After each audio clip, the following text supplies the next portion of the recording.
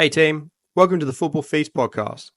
I'm your host, Craig Evans, and over the next 6 episodes, we'll be diving deep into what it takes for young players to become an elite footballer. Every fortnight, I'll be sitting down with experts from the world of football, agents, coaches, nutritionists, and more, to give you insider tips, advice, and strategies to make those football dreams a reality. On today's episode, we have Christie Murray, captain of Birmingham women's team. She's represented Scotland on more than 50 occasions, and has also started the Christie Murray Football Academy for girls. In this episode, we discuss Christie's journey for football, what it's like playing for clubs like Arsenal, Liverpool, and Birmingham, what it takes to play international football. She has advice for young players and parents, the power of compounding and being resilient, and much, much more. Enjoy.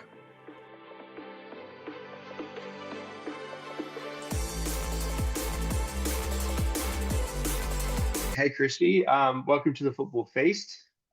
This is episode 2 of the Future Star series. But yeah, thanks for jumping on.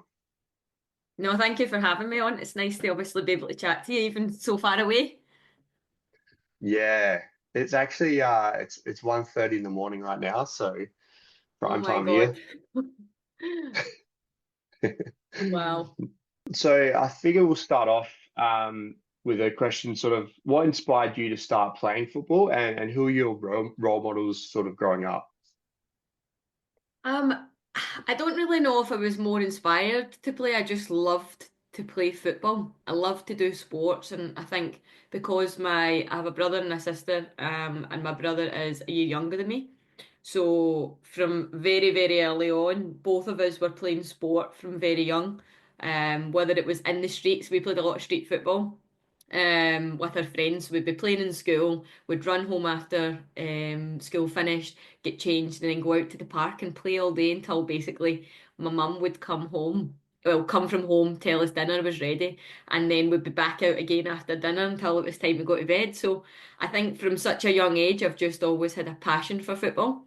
And kind of as I started to get older, I started to kind of want to play a bit more seriously. And in terms of just like people that I looked up to or footballers, there wasn't really any females that I could kind of visibly see or watch on television at that point. I'm a Celtic fan, so my brother and I and my dad always used to go to the Celtic games, and Henrik Larsson was a player that I loved watching. And then on television, it was usually Ronaldinho that I loved because he was so creative and just actually loved playing. You could tell because he always played with a smile on his face. So I would say growing up, those were the two players that I really enjoyed watching and felt inspired by. Yeah, nice one.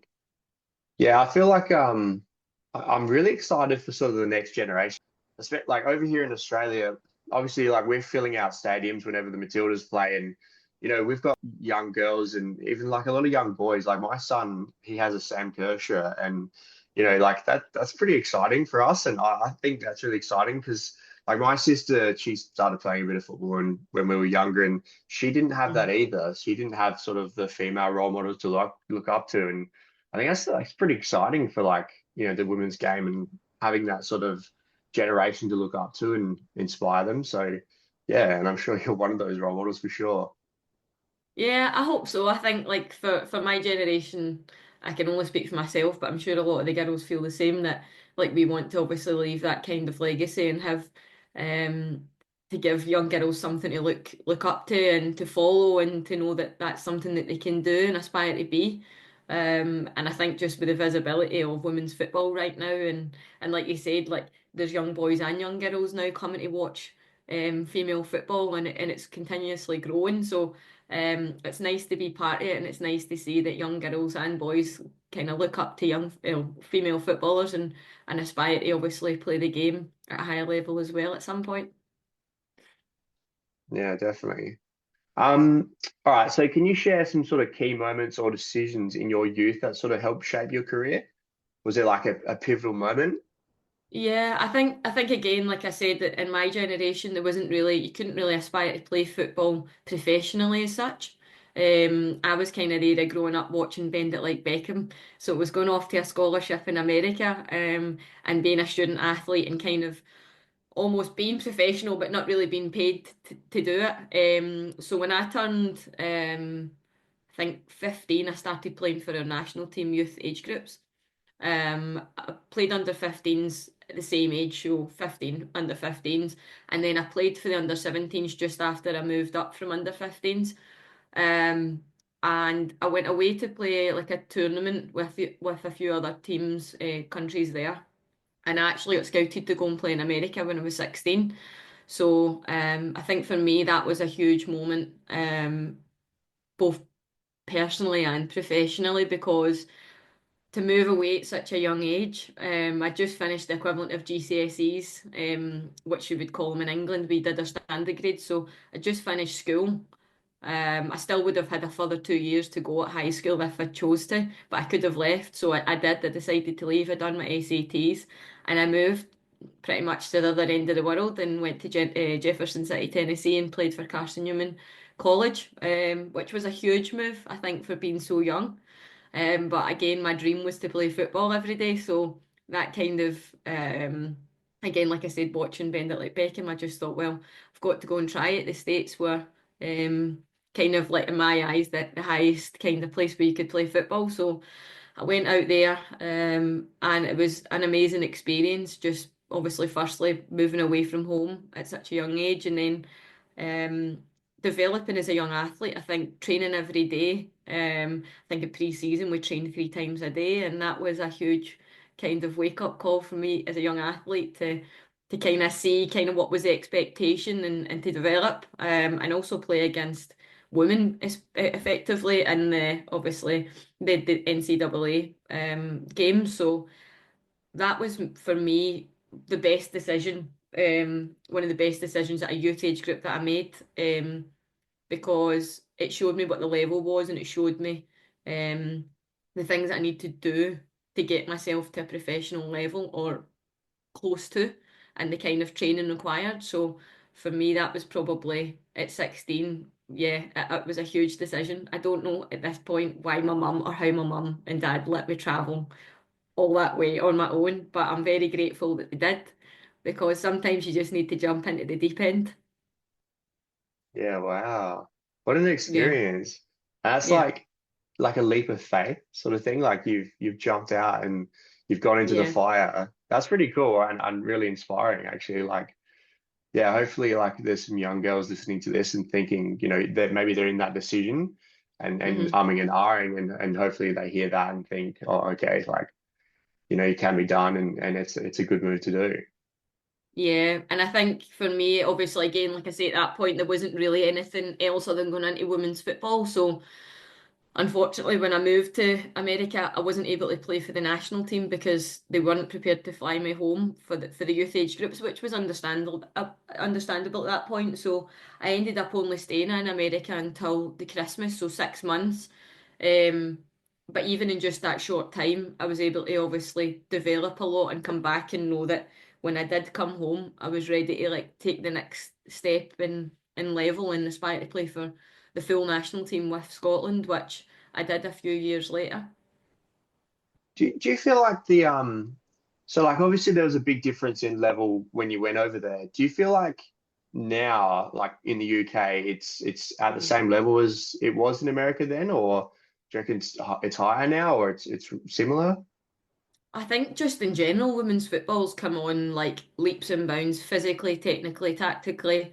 Even in the last few years, I think the professionalisation of the game's um, been massive, allowing obviously females to focus solely on just being a professional athlete and not having any other things to juggle, which I think if people are working full time and expected to train full time as well, it's a very difficult thing to balance. So I think just that in general has been a huge stepping stone for the women's game, in terms of just like the intensity and quality that's kind of on show right now. So I think all over the world, I think the women's game's definitely hugely developed. Yeah, yeah, that definitely makes sense. So okay, so having played for like top clubs like Birmingham, Liverpool, and Arsenal, what lessons did you learn from those environments that sort of helped you grow as a player? I think for me, like when I first joined Arsenal, like that was my first taste into professional football, and I was playing alongside players that I'd watched on the telly, which was a massive kind of oh crap moment for me because I was a bit intimidated a little bit, if I'm honest, as a young player just coming in and watching people that you kind of idolised.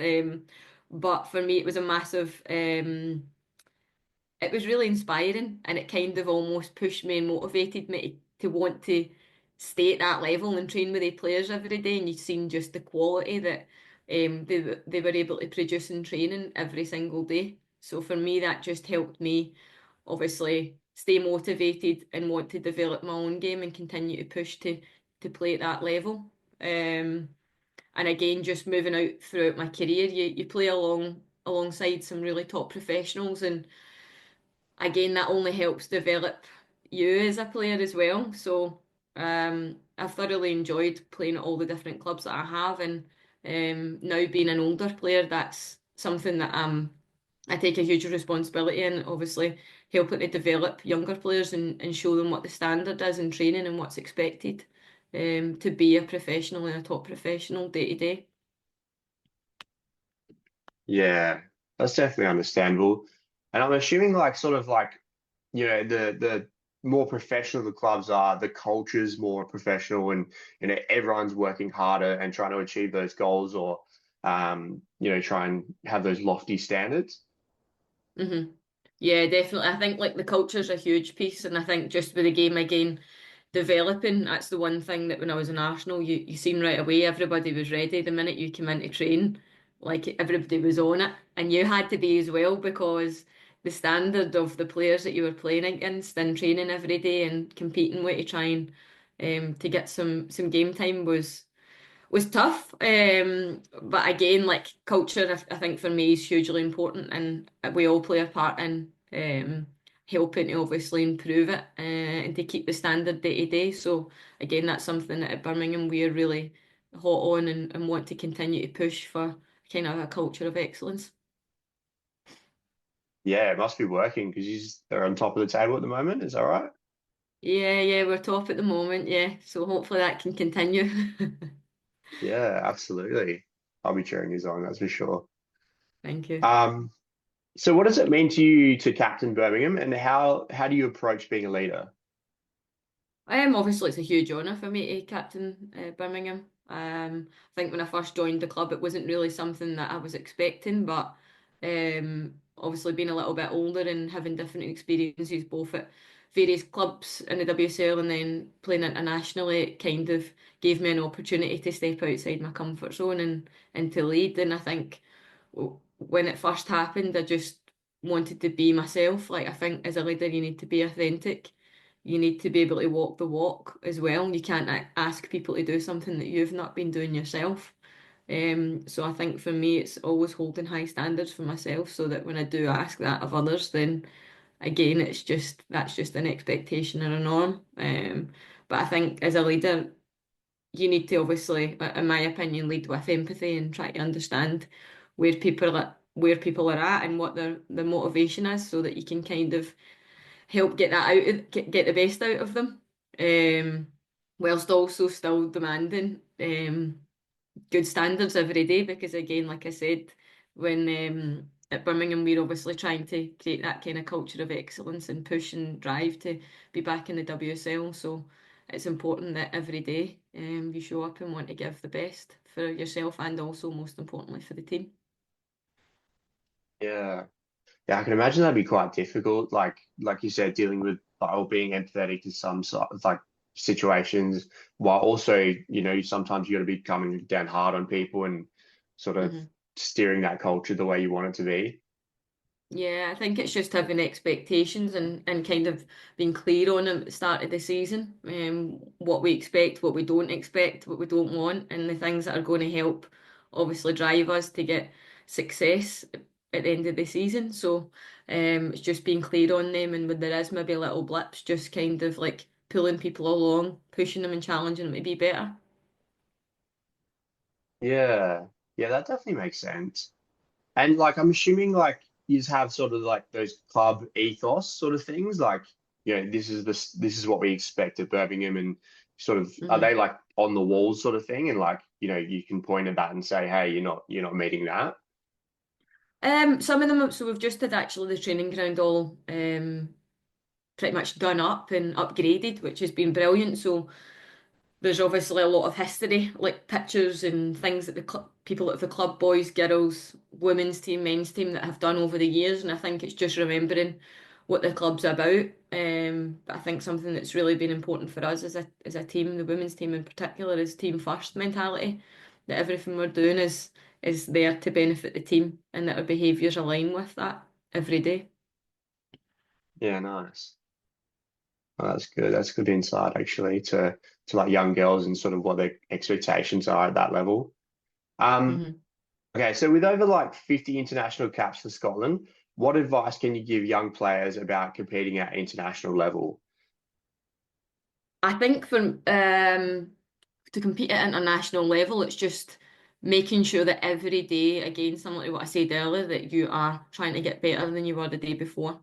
I think as a young player, I was and still am obsessed about getting better. So, like I said, when I was younger, I was out practicing all the time. I was watching videos of players that I admired and trying to go and practice some of the skills or movements that they did in a game. I was constantly obsessed by practicing my first touch, doing kick-ups, my passing quality. Like every single day, I was always trying to work on something.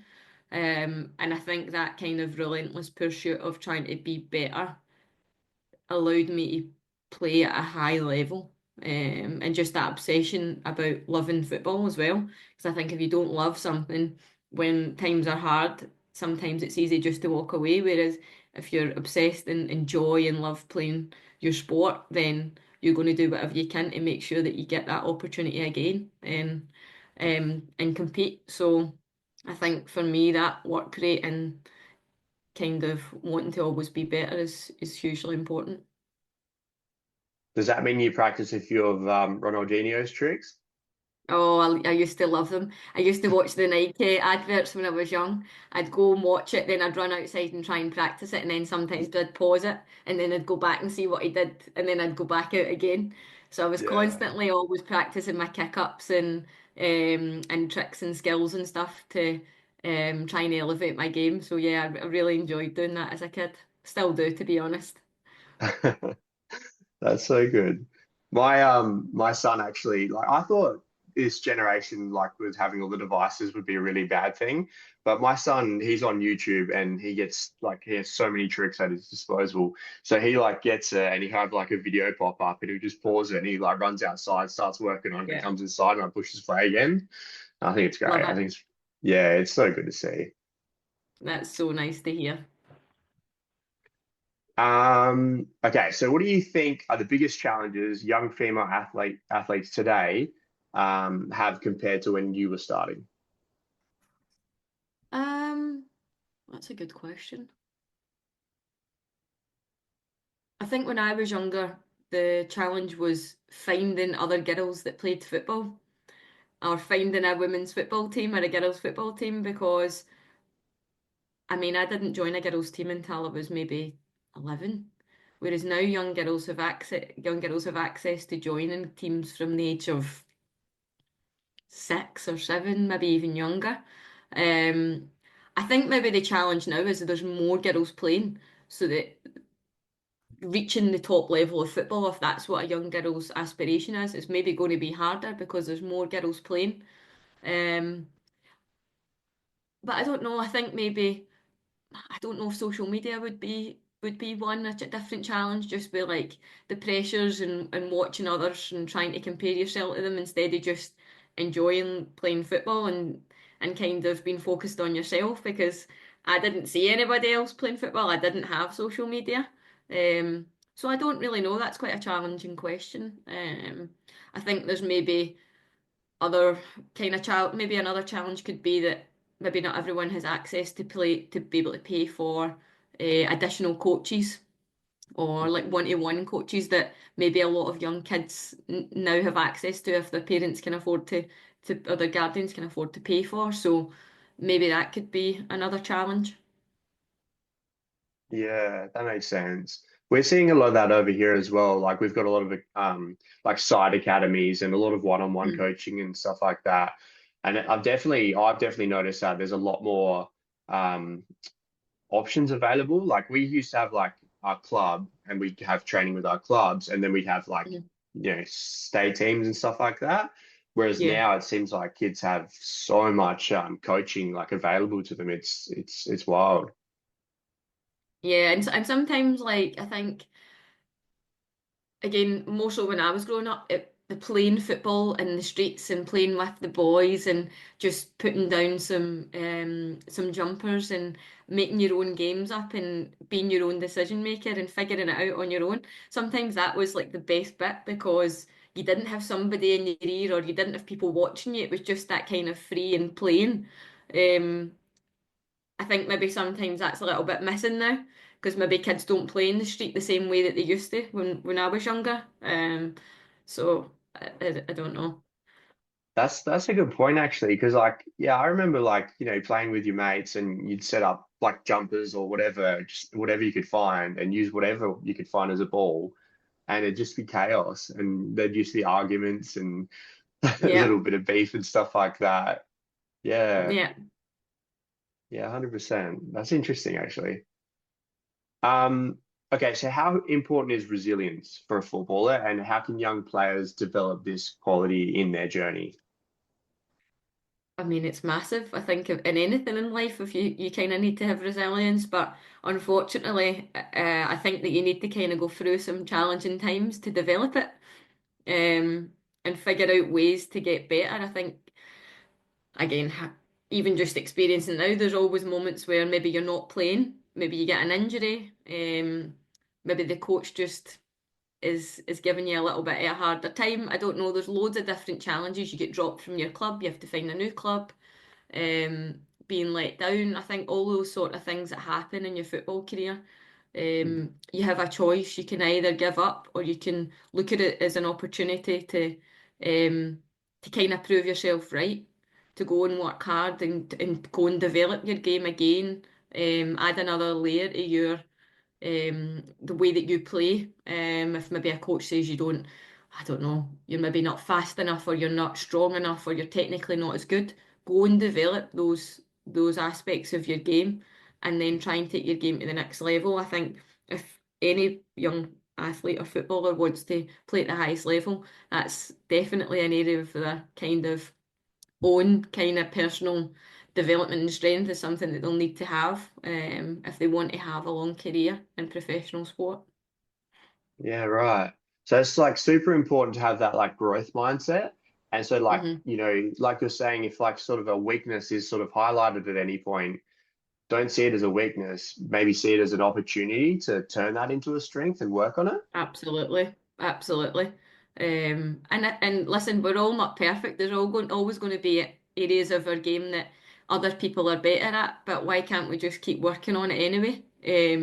And developing. And sometimes in football, maybe one coach likes you, and then maybe you move to another club and the other coach doesn't really like you. But I think it's just trying to find a way where you can enjoy your football and continuously try to improve, with that kind of growth mindset to taking feedback on and then going away and working on your game. Yeah, that seems to be something that's raised, or that's definitely appeared in the last episode as well, about how like sometimes you go somewhere and a coach might not like you, or the system might not work for you, or just you might have a bad run, and like if that happens, maybe just try somewhere else, or just keep knocking doors and keep trying somewhere else until you find the one that fits. Would you agree with that? Absolutely. Yeah, and I think just in general, just being like consistent with your behaviours, consistent with your training, consistent with trying to get better, because the power of compounding, you don't see it overnight and you don't even see it in a year's time, but 2, 3 year, 4 years down the line, you then go, oh my goodness, like I've actually that's one of my strengths now. So it's Yeah. believing in that what you're doing now is going to benefit you, your future self, and further down in your journey in whatever it is you're doing in football or sport. It's just that kind of like continuously learning, being okay and working for future you. Yeah, that makes sense. That's good advice, I think. All right. So what sort of inspired you to start the Christie Murray Football Academy, and what do you aim to achieve with it? I think I wanted the opportunity to give back to young girls. I never obviously had the opportunity to work with many female coaches at a young age. And so for me, obviously still playing the game, I wanted to be able to try and reach as many young girls as I can and help them develop technically, share any ideas, answer any questions, inspire and help develop female footballers. Um, the vision for it is constantly evolving. It's pretty early days at the moment, but um, yeah, I think long term I would love to be able to have some like football teams. At the moment, it's individual, small group sessions. But long term, yeah, I would love to kind of dot them over the country and be able to help kind of develop technically gifted young females. That's the aim, to get them as comfortable on the football as possible, and then the world is their oyster, and help them kind of in their football journey, whether they want to just play grassroots and just get better, or if they aspire to play at a higher level, then try and help them along their journey. Yeah, I think we like touched a bit about it before, but it really is exciting to me, like what the women's football frontier is going to look like in the next 5 years, 10 years. Like just that, like you said, like they're starting at a younger age now. They've got the female role models in place, like filling out stadiums, like the one-on-one coaching and everything. Like it's pretty exciting to see what kind of players are going to develop from that. Yeah, definitely. And I think just with more girls playing as well, it's going to be more competitive and obviously help drive the standard of young girls and females coming through. So I'm super excited to see kind of how it turns out in the next 5 to 10 years for sure. Yeah, absolutely. Very good. Um, how does your academy help young athletes develop skills, mindset, and sort of the discipline needed to have a successful football career? Yeah, I think at the moment, again, I'm working with a lot of younger girls, so kind of under 10s.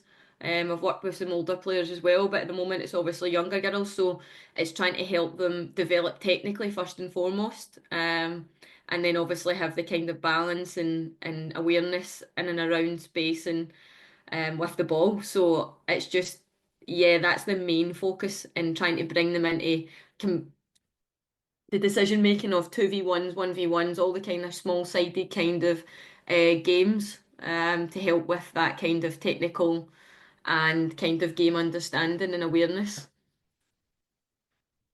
Yeah, nice. All right. So what sort of specific qualities or habits do you believe set future stars apart from the rest?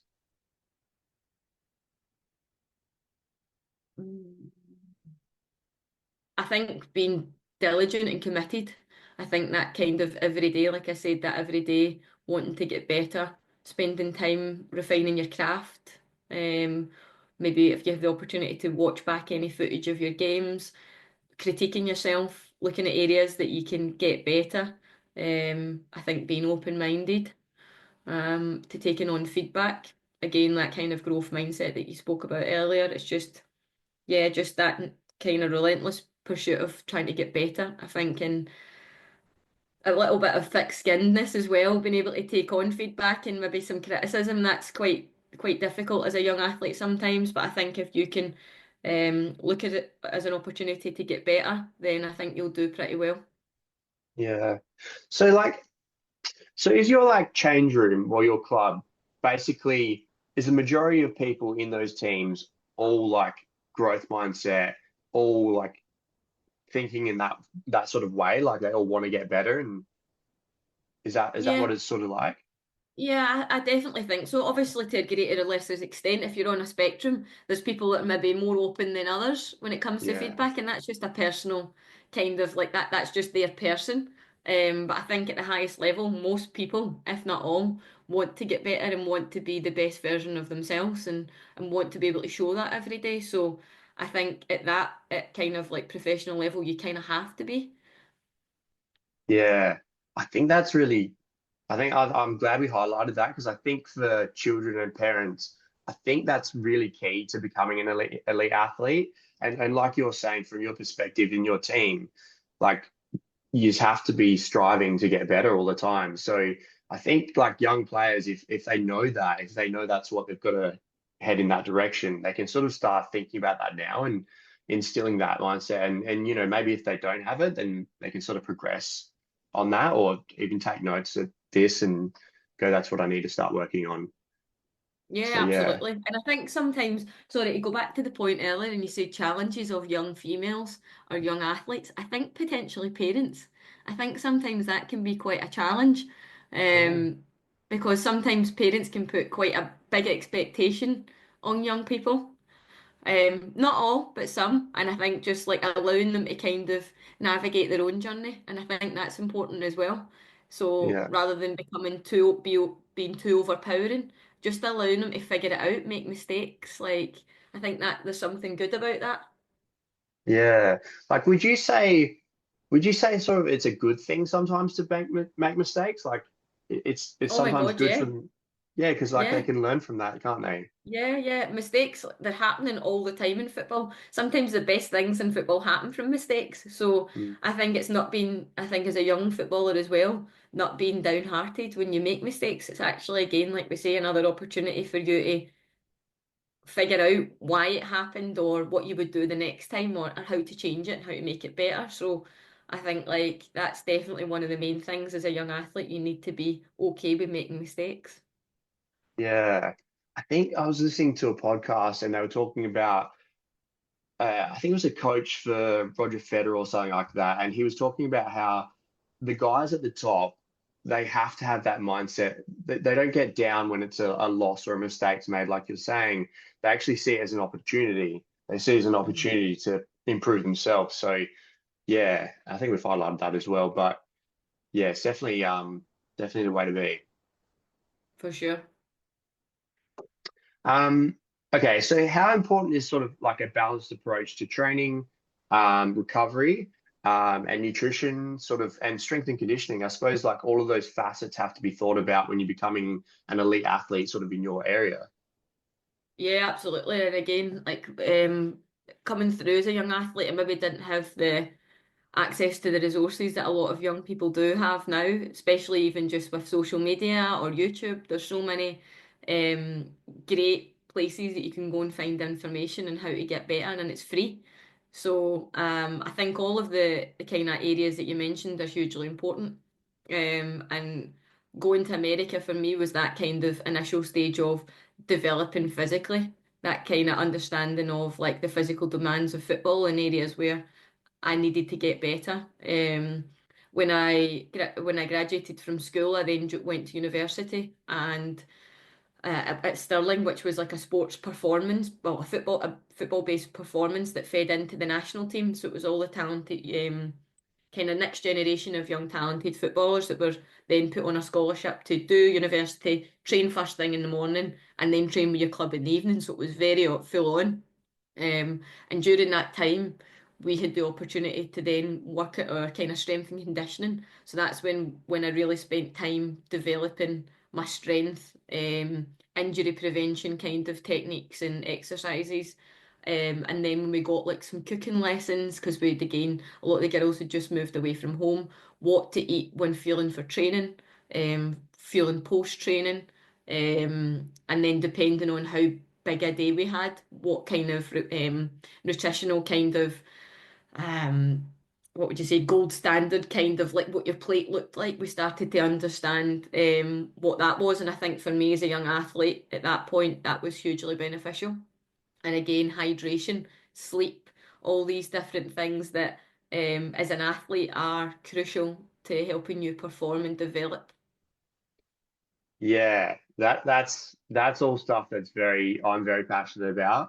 And Hmm. for me personally, like from my understanding now of sort of elite level nutrition and sort of recovery and sleep and stuff like that, my goal is to basically give that. I want to try and help semi-pro athletes and amateur athletes understand Yeah, these things. And if I can get them into that or have that information provided to them at an early age, hopefully, like you said, with the compounding, we can add that up early, and by the time they get to their later years, it has a massive effect on them and their careers and longevity and life, and they live happier and healthier. So yeah, that speaks volumes to me.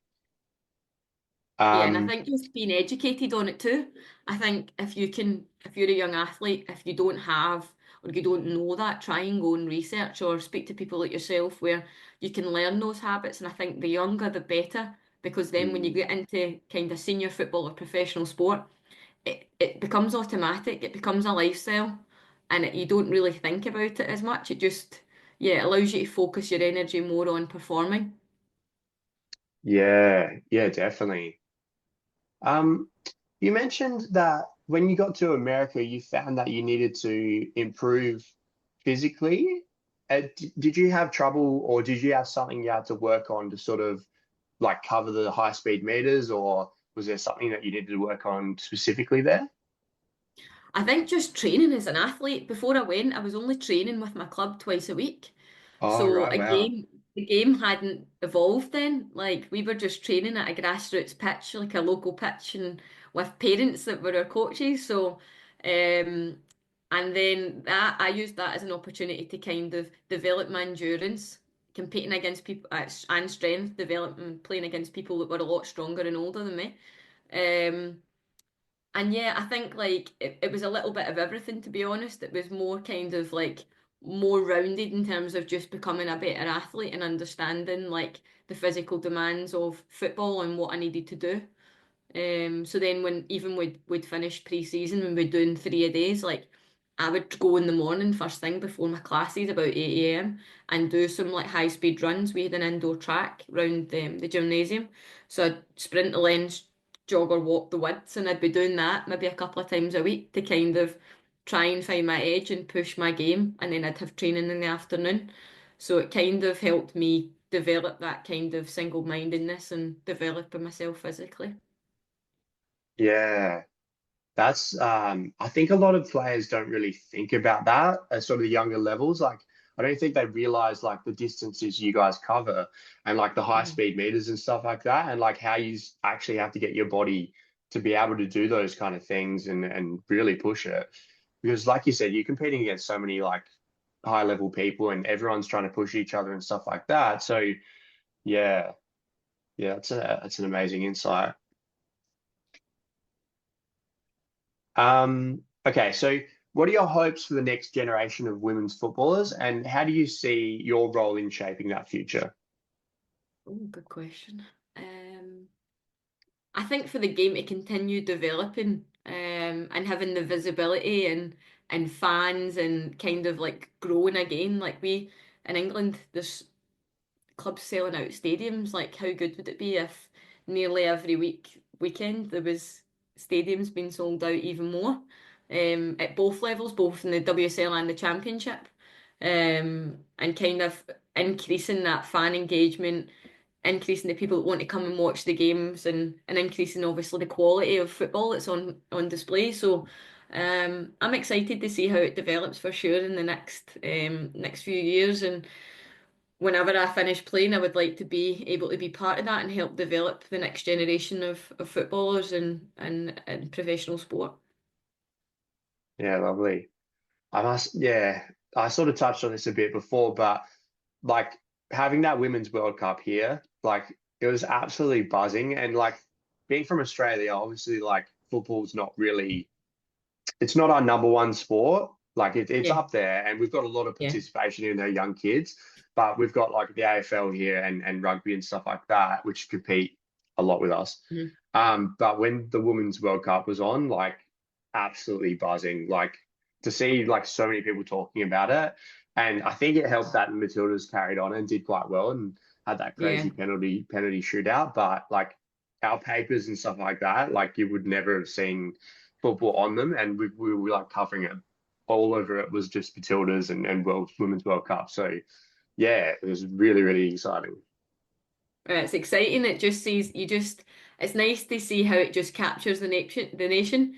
It was similar here when England hosted the Euros, and the influx of young girls wanting to play and join in playing football was amazing. And yeah, I think hopefully they gain the next World Cup and the next Euros can do the same and continue to again compound that kind of excitement around women's football. Yeah, yeah, definitely. Exciting times ahead. All right, so I've just got some short fire questions for you now. Sure. So first one is, who is your footballing idol? I think we touched a bit on this. Yeah, it was definitely Henrik Larsson and Ronaldinho. It was both of them. Yeah, I would say they two. Yep. If you could have a superpower, what would it be? Healing. Healing. Yeah. That's first. I haven't heard that one yet. Are you having some trouble with injuries at the moment, or? No, I mean, if there was like sick people, I would want to be able to Oh, make you'd them heal better. everyone. Yeah. Yeah. Okay. Cool.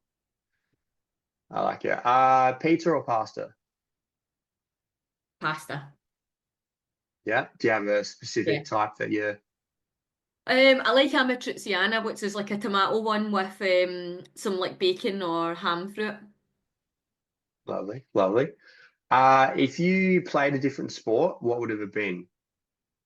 Oh, good question. Hmm. I don't really know if it would have been another sport. I did taekwondo when I was younger. I don't know if I would have went to a higher level with it.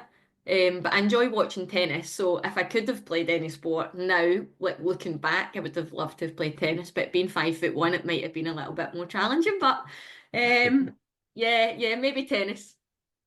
Yeah, nice. Um, who is the toughest opponent you've faced on the pitch? Do you mean as a team or individual? Let's go individual. Um, I think when I was younger, we played in the Champions League against a team called Frankfurt, and there was a German international that played in midfield against me. Her name was Jennifer Marijan, and it was definitely her. She was so big and strong, but technically excellent. Like she could pass with both feet. She was a real player. Yeah, wow. Okay, so pre-match meal of choice. Do you have like Oh, a routine? um, do you know what? I don't really have a routine. I think when I was younger, I was quite stuck on that. As I've got older, I've kind of just been a bit more relaxed. Yeah. Um, if it's a morning game, I usually like to have porridge with um some seeds and some berries, and then usually an hour or two later, I'll have some pancakes again with some honey and banana. Yeah, nice. So going from like the complex carbs there and going into some Hmm. nice simple carbs leading up to the game. Yeah. Beautiful. Who's your favorite teammate that you've ever played with? Do you mean just as a player Uh, no, just anyone really. Like, that I've yeah, just enjoyed playing with? Oh, that's a hard yeah, question. There's quite a lot of them. Mm, I think I really enjoyed playing with Kim Little. I don't know if you'll know who she is, but she's an yep, absolute baller. We grew up at the same age groups through Scotland, and I really enjoyed playing alongside her. Yeah, both at youth national team and with the senior national team. yeah. Is she still at Arsenal? Yeah, captain. Yeah, Yeah, yeah, we're pretty familiar with Arsenal at the moment because obviously we've got Steph you Catley get a and few Tyrone Aussies. Cooney. Yeah, Yeah. yeah. Best advice you've ever received, and it doesn't have to be sporting. Just to be myself, I would say that probably. I think sometimes there's a lot of pressure on kind of trying to please people or meet expectations, but I think if you're just authentic and being yourself, like and being happy being yourself, then I think it's probably the best place to be kind of as a young athlete, trying to express yourself properly and not kind of worried about other people's opinions. Yeah, cool. Okay, so one word to describe your playing style. Technical. Technical, nice. So I've got this last one. So this is sort of like your dream five-a-side team with past or present players. Oh, hard. Right, okay. The hard one. Maybe Hannah Hampton in goal. Um, Kelly Smith, Kim Little, um, Caroline Weir, Erin Cuthbert. Beautiful. Or is it, do I Well, need to be in the team? Do I need to be in the team? Well, yeah, that no, was more than 5. Was it? you're on the bench. Oh, maybe we'll go with no goalkeeper and we'll just play. Perfect. Swing for keeper. Exactly. Yeah, nice. No, that sounds good. That's all for today, guys. You can follow The Football Nutritionist on Instagram and X, and jump onto our blog at thefootballnutritionist.wordpress.com. Remember, keep fueling for success and kicking those goals.